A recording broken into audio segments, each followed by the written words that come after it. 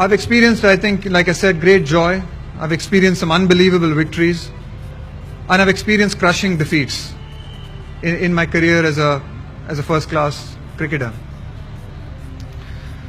What I've realized with it is that everything does pass, and we can endure and we can survive. You can take a Chinese bamboo seed and plant it in the ground, water and nurture the seed for an entire year, and not even see a single sprout. In fact, you will not see a sprout for 5 years.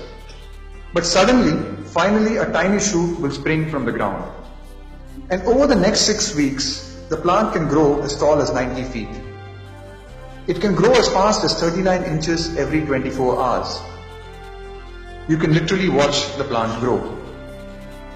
What was the plant doing during these 5 years seemingly dormant period?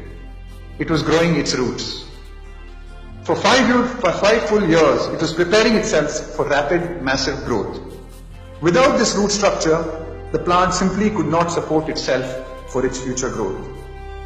Some would say the plant grew 90 feet in 6 weeks.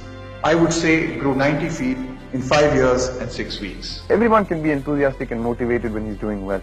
I think it's important to be as enthusiastic or even more enthusiastic and motivated when you're in the dumps and when you need to come out of a slump like I was in.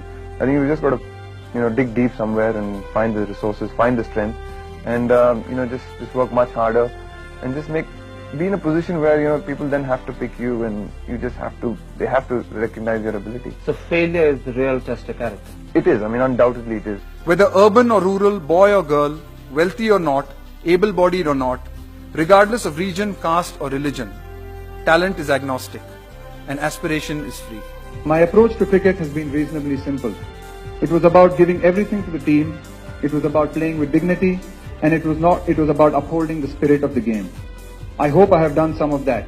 I have failed at times, but I have never stopped trying.